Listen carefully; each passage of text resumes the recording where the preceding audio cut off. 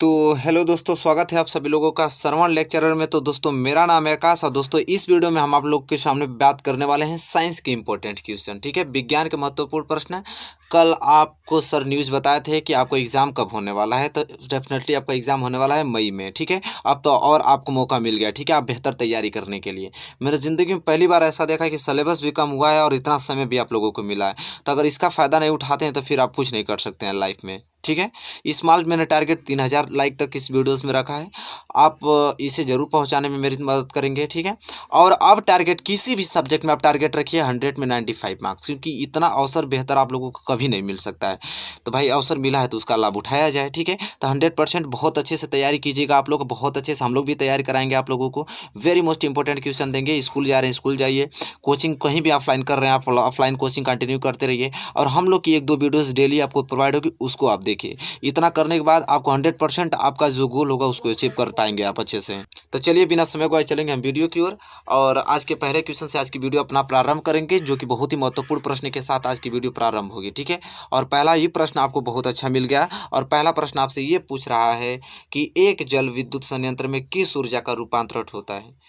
एक जल विद्युत संयंत्र में किस ऊर्जा का रूपांतरण होता है, बहुत ही महत्वपूर्ण प्रश्न है। चलिए उत्तर आप लिखेंगे कि एक विद्युत उत्पादन के लिए एक जल विद्युत संयंत्र में अधिक ऊंचाई से गिरते हुए जल की स्थितिज ऊर्जा को विद्युत ऊर्जा में रूपांतरित किया जाता है, जिससे अधिक विद्युत ऊर्जा प्राप्त होती है। बहुत ही महत्वपूर्ण प्रश्न था यह।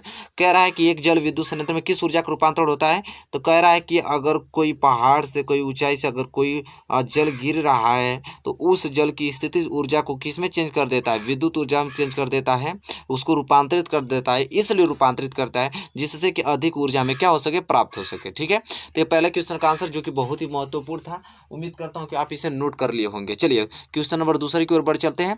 ऐसे ही वेरी मोस्ट इंपॉर्टेंट क्वेश्चन आप लोग को प्रोवाइड कराई जाएंगे। और क्वेश्चन नंबर दूसरा आपकी स्क्रीन पे आ गया, जो कि बहुत ही महत्वपूर्ण प्रश्न है। और ये क्वेश्चन आपसे ये कह रहा है कि किसी कुंडली में विद्युत धारा प्रेरित करने की विभिन्न विधियां स्पष्ट कीजिए।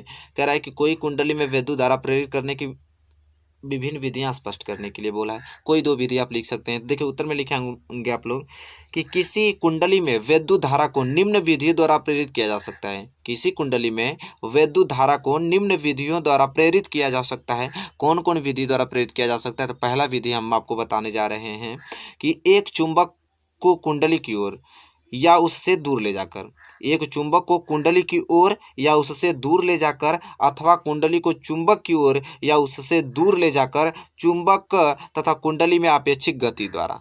पहला तो ये हो गया आपको कि कुंडली की ओर ले जाकर या कुंडली से दूर ले जाकर। ठीक है, कुंडली की पास ले जाकर या कुंडली से दूर ले जाकर, कुंडली को चुंबक की ओर या उससे दूर ले जाकर, यही तो लिखा है, चुंबक तथा कुंडली में अपेक्षिक गति द्वारा। तो ये पहला विधि हो गया आपका। ठीक है, कि कुंडली में विद्युत धारा प्रेरित करने का। अब हम देखेंगे दूसरी विधि। ठीक है, और दूसरी विधि जैसा कि देख पा रहे हैं इस स्लिप में है, और दूसरी विधि आपको ये कह रहा है कि कुंडली के पास रखी एक अन्य कुंडली में प्रवाहित विद्युत धारा की मात्रा में परिवर्तन करके। एक कुंडली में, एक कुंडली के पास दूसरी कुंडली रखी है। ठीक है, उसमें एक कुंडली से दूसरे कुंडली में प्रवाहित विद्युत धारा की मात्रा में परिवर्तन करके किया जाता है। तो 2 विधि आपको मैंने स्पष्ट रूप से बता दिया, 2 विधि आप लिख सकते हैं। बहुत ही ज़्यादा महत्वपूर्ण प्रश्न है। अब इसी के साथ हम बढ़ेंगे अगले क्वेश्चन की ओर, और क्वेश्चन नंबर तीसरे की ओर। और क्वेश्चन नंबर तीसरा जैसा कि देख पा रहे हैं बहुत ही ज़्यादा महत्वपूर्ण प्रश्न आ गया आपकी स्क्रीन पे कि आनुवंशिकता से आप क्या समझते हैं। आनुवंशिकता से आप क्या समझते हैं, इसके जन्मदाता कौन थे, इसकी विशेषताओं का उल्लेख कीजिए। आनुवंशिकता से आप क्या समझते हैं, इसके जन्मदाता कौन थे, इसकी विशेषताओं का उल्लेख कीजिए। तो चलिए इसका उत्तर हम बताते हैं। बहुत महत्वपूर्ण प्रश्न था, तो इसका उत्तर ये आप लोग ये लिखेंगे कि जीव विज्ञान की वह शाखा, जीव विज्ञान की वह शाखा जिसके अंतर्गत सजातीय और परस्पर संबंधित जीवों की आनुवंशिक समानताओं तथा विभिन्नताओं का अध्ययन किया जाता है, आनुवंशिकी का या आनुवंशिकता कहलाती है। आनुवंशिकी या आनुवंशिकता कहलाती है। और इसके जन्मदाता कौन है? देखिए ग्रेगर जॉन मेंडल थे। इनके जन्मदाता कौन? ग्रेगर जॉन मेंडल थे। वह मेंडल ने मेंडलिज्म दिया था। जो मेंडल थे उन्होंने क्या दिया था? मेंडलिज्म दिया था। और इसकी विशेषताएं निम्न हैं। ठीक है, कौन कौन सी इसकी विशेषताएं हैं? तो विशेषताएं भी मैंने लिखा है अच्छे ढंग से, आप इसको नोट कीजिए। पहला विशेषता यह है कि आनुवंशिकीय के माध्यम से भावी संतान के गुणों का ज्ञान हो जाता है। और दूसरा है कि इसके आधार पर उच्च लक्षणों वाली संतानों को प्राप्त किया जा सकता है। और तीसरा है कि रोग प्रतिरोधी पादपों जैसे गेहूं, चना, चावल आदि की किस्मों का विकास किया जा सकता है। और लास्ट पॉइंट आपका यह है विशेषता कि उन्नत किस्में बनाकर उनके उत्पादन में वृद्धि की जा सकती है। तो यह 4 विशेषताएं निम्न हैं इनकी, जो कि मैंने बहुत अच्छे तरीके से आप लोगों को लिख के डिफाइन किया है। आप इसको नोट कीजिए, ठीक है। और यह क्वेश्चन नंबर तीसरा है, जो कि बहुत ही ज़्यादा महत्वपूर्ण प्रश्न है। ये लॉन्ग इंपॉर्टेंट क्वेश्चन है, तो इन क्वेश्चनों को जरूर नोट करके और याद करके ही आप पहुंचेंगे एग्जाम में। चलिए, अगर क्वेश्चन तीसरा आपको क्लियर हो गया हो तो क्वेश्चन चौथे और अग्रसर होते हैं। और क्वेश्चन चौथा आपकी स्क्रीन पे आ गया, जो बहुत ही महत्वपूर्ण प्रश्न है। और क्वेश्चन नंबर चौथा आपसे ये कह रहा है कि जब सिनेमा हॉल में बाहर से सूर्य के तीव्र प्रकाश से अंदर जाते हैं तो कुछ समय के लिए वस्तुएं दिखाई नहीं देती हैं। संक्षेप में व्याख्या कीजिए। कह रहा है कि जब सिनेमा हॉल में बाहर से सूर्य के तीव्र प्रकाश से अंदर जाते हैं तो कुछ समय के लिए वस्तुएं दिखाई नहीं देती हैं। संक्षेप में व्याख्या कीजिए। चलिए, तो इसका उत्तर देखिए किस प्रकार आप देंगे, किस प्रकार इसका व्याख्या करेंगे। कि जब हम बाहर तीव्र प्रकाश से अंदर हॉल में आते हैं तो पुतली का आकार कम होता है, लेकिन सिनेमा हॉल में वस्तुओं को देखने के लिए अधिक प्रकाश की आवश्यकता होती है। इस कारण पुतली के समायोजन में थोड़ा समय लगता है। समझ रहे हैं? जब बाहर आप रहेंगे तो आपकी जो पुतली होगी वो थोड़ी सिकुड़ जाती है धूप के कारण। और जब सिनेमा हॉल में बैठेंगे तो बहुत अंधेरा होता है सिनेमा हॉल में, तो आपकी पुतली को बड़ा करना पड़ेगा, क्योंकि आपको स्पष्ट देखना होता है और स्पष्ट देखने के लिए आपको पुतली को बड़ा करना पड़ेगा। ठीक है, इसलिए कह रहा है कि समायोजन में थोड़ा क्या होता है, समय लगता है। तो दोस्तों, वेरी मोस्ट इंपॉर्टेंट क्वेश्चन है। उम्मीद करता हूँ कि क्वेश्चन नंबर चौथा आपको बेहद अच्छा लगा होगा, बहुत क्लियर हो गया होगा। बहुत इंपॉर्टेंट क्वेश्चन है, बहुत बार पूछा गया है। इन सारे ऐसे क्वेश्चनों को तो आपको एकदम रट्टा मार लेना है। ठीक है, क्वेश्चन नंबर चौथा क्लियर हो गया होगा। हम बढ़ेंगे अगले क्वेश्चन की ओर, क्वेश्चन नंबर 5वें की ओर। क्वेश्चन नंबर 5वां आपकी स्क्रीन पे, जो कि बहुत ही महत्वपूर्ण प्रश्न आ गया है आप लोगों को स्क्रीन पे, कि जल संरक्षण क्या है, विस्तार पूर्वक समझाइए। बहुत बार पूछा गया है प्रश्न कि जल संरक्षण क्या है, विस्तार पूर्वक समझाइए। तो चलिए, आप उत्तर किस प्रकार आप लिखेंगे कि जल संरक्षण या संग्रहण का अर्थ वह स्थानीय क्षेत्र जहां वर्षा का जल भूमि पर गिरता है या प्रवाहित होता है में जल का संग्रहण करना है। राजस्थान की परंपरागत जल संग्रह पद्धति खादीन है।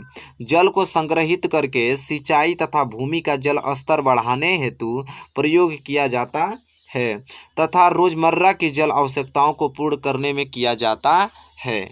तो दोस्तों, very most important question number 5वां है। कह रहा है कि जल संरक्षण क्या है, विस्तार पूर्वक समझाइए। तो मैंने जल संरक्षण के बारे में बहुत अत्यधिक अच्छे से जानकारी यहाँ पे एक्सप्लेन करके लिख दिया हूँ, और इसको स्क्रीनशॉट लेकर अपने नोटबुक में इसको नोट कर और याद कर ही एग्जाम में जाना है आप लोगों को। ठीक है, चलिए, अगर क्वेश्चन नंबर 5वां क्लियर हो गया हो तो क्वेश्चन नंबर 6वें और बढ़ते हैं। चलिए, क्वेश्चन नंबर 5वां क्लियर, क्वेश्चन नंबर 6वें और चलते हैं, उसको देखते हैं, समझने की कोशिश करते हैं। चलिए, देखिए, क्वेश्चन नंबर 6वां आपकी स्क्रीन पे आ गया, जो कि बहुत ही महत्वपूर्ण प्रश्न है। और क्वेश्चन नंबर 6 आपसे ये कह रहा है कि संतुलित रासायनिक समीकरण क्या है। संतुलित रासायनिक समीकरण क्या है, रासायनिक समीकरण को संतुलित करना क्यों आवश्यक है। बहुत महत्वपूर्ण प्रश्न यह है कि संतुलित रासायनिक समीकरण क्या है और रासायनिक समीकरण को संतुलित करना क्यों आवश्यक है। तो चलिए, देखिए, उत्तर में आप लोग क्या लिखेंगे कि संतुलित रासायनिक समीकरण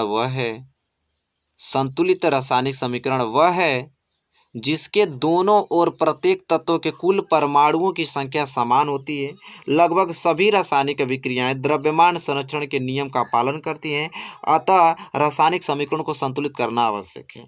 ठीक है दोस्तों, सभी रासायनिक जो समीकरण होता है, द्रव्यमान संरक्षण नियम ये कहता है कि सभी के परमाणु क्रमांक क्या होने चाहिए, बराबर होने चाहिए। ठीक है, सभी के परमाणु की संख्या क्या होनी चाहिए, समान होनी चाहिए। तो भाई सभी के परमाणुओं की संख्या समान होनी चाहिए, तो क्या होता है कि समीकरण असमान होते हैं, ठीक है। तो इसलिए मुझे क्या करना पड़ता है, उसे संतुलित करना पड़ता है। असंतुलित में क्या होता है कि परमाणुओं की संख्या को बराबर करना होता है, ठीक है। तो अगर परमाणुओं की संख्या अगर बराबर होने लगा तो द्रव्यमान संरचना का नियम पालन करने लगा, और वह क्या होने लगेगा, संतुलित होने लगेगा, ठीक है। तो यही चीज़ का है कि संतुलित रासायनिक समीकरण क्या है। तो ऐसा कि आप लोग संतुलित रासायनिक समीकरण भी जान गए, और रासायनिक समीकरण को संतुलित करना क्यों आवश्यक है ये भी आपने अच्छे से जान लिया। चलिए क्वेश्चन नंबर 6 आपको अगर क्लियर हो गया हो तो हम बढ़ेंगे अगले क्वेश्चन नंबर 7वें की ओर, और उसे समझने की कोशिश करेंगे। बहुत ही ज़्यादा महत्वपूर्ण प्रश्न आ गया आपकी स्क्रीन पे, क्वेश्चन नंबर 7वां। और क्वेश्चन नंबर 7वां आपसे यह कह रहा है कि मूल दाब की परिभाषा दीजिए।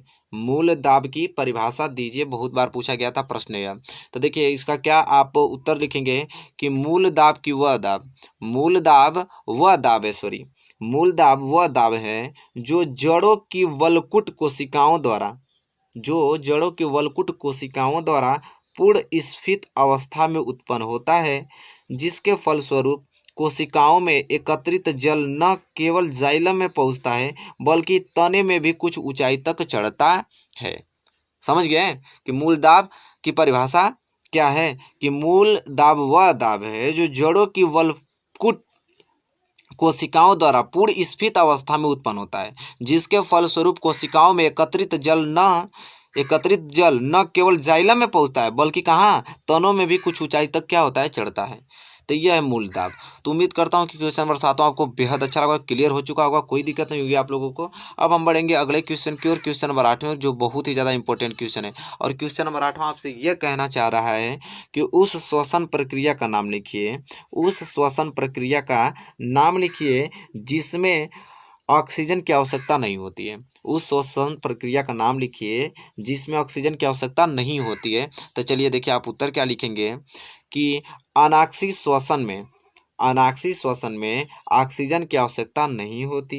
इस क्रिया में ग्लूकोज का पूर्ण ऑक्सीकरण नहीं होता, अतः यहाँ एथिल एल्कोहल C2H5OH तथा कार्बन डाइऑक्साइड बनते हैं। इसमें ग्लूकोज के एक अणु से एटीपी के 2 अणु प्राप्त होते हैं। इसमें ग्लूकोज के एक अणु से एटीपी के 2 अणु प्राप्त होते हैं। तो वेरी मोस्ट इंपॉर्टेंट क्वेश्चन था क्वेश्चन नंबर 8वां। तो दोस्तों 8वां क्वेश्चन बहुत महत्वपूर्ण था। उम्मीद करता हूँ क्वेश्चन नंबर 8वां आपको बेहद अच्छे ढंग से क्लियर हो चुका होगा, कोई दिक्कत नहीं होगी। तो दोस्तों इस वीडियो में टोटल 8 क्वेश्चन बताया हूँ, क्योंकि अब समय आपको बहुत ज़्यादा मिल गया है और हम लोग को क्वेश्चंस भी याद कराने हैं आप लोगों को। तो जितना कम क्वेश्चन देंगे उतना एक दिन में आप लोग कवर कर लेंगे, ठीक है।